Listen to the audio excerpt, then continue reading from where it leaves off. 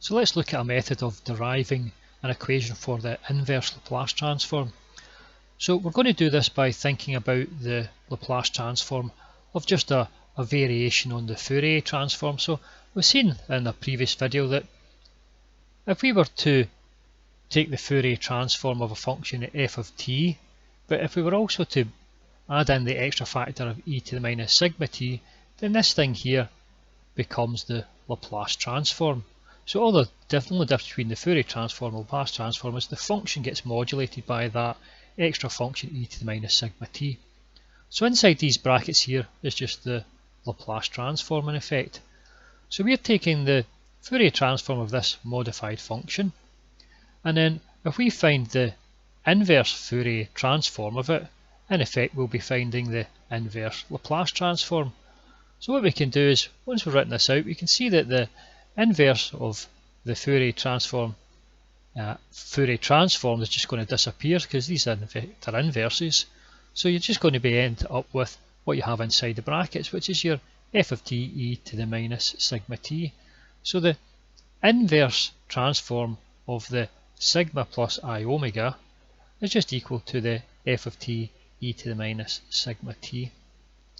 So we can rewrite that, and we could take the e to the minus sigma t across, and it would become e to the plus sigma t.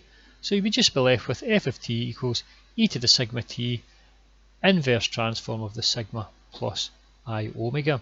So we're just going to form this transform here. So we could say then that the f of t would just be 1 upon 2 pi times the integral from minus infinity to infinity of our function.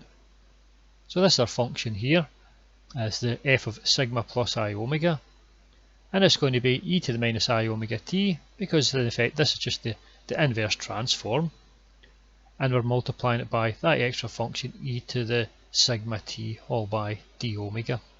Okay, so what we can do is we can say that this sigma plus I omega, we'll just call that our complex frequency variable s. If we were to differentiate both sides, we would say that this would become a ds. The sigma is just a number, it's a constant, and we're integrating with respect to frequency, so that just disappears. So we'll be left with our I d omega at this side here. So then we can say that our d omega is equal to ds upon I, and then we just form our substitution, so we substitute these in. So when we substitute them in, we're going to have the f of s instead of the f of sigma plus I omega. And that's just going to be our epsilon. We'll take out the common factor of our t, so we'll have our sigma plus I omega t, and we'll have, instead of the d omega, we'll have our ds upon I. Now I've not mentioned the limits here of this integration, but the original limits for omega would have been plus and minus infinity, but we've not got omega anymore. It's now a complex frequency, it's sigma plus I omega. So it means then that the limits now are going to be sigma minus I infinity and sigma plus I infinity. So finally we can say the inverse transform f of t equals 1 upon 2 pi I, the integral from sigma minus I infinity to sigma plus I infinity of f of s e to the st by d omega. Now this thing here is called a contour integration, and we'll see what it looks like physically in the next slide. So this is a graphical representation. The forward transform is shown in yellow, so all the yellow arrows show the forward transform. So we're going from a function of time in this direction and then in this direction here, finally to give us the full forward transform, okay, the forward Laplace transform. Now the ones in pink, all the pink arrows, are the inverse transform. So this is going from here back the way in order to reconstitute this function of time. So we'll talk through it in terms of the forward transform first of all. So you've seen this in a previous video, but we'll just talk through it once more before we go through the inverse transform. So if we were to take this function of time here, we know that we're taking the function of time and we're multiplying it or modulating it by this e to the minus sigma t. So we choose one value of this sigma, so we'll just call that value we choose sigma naught. So we'll have e to the minus sigma naught t. So we multiply these two together, we get this function here, which is our f of t e to the minus sigma naught t.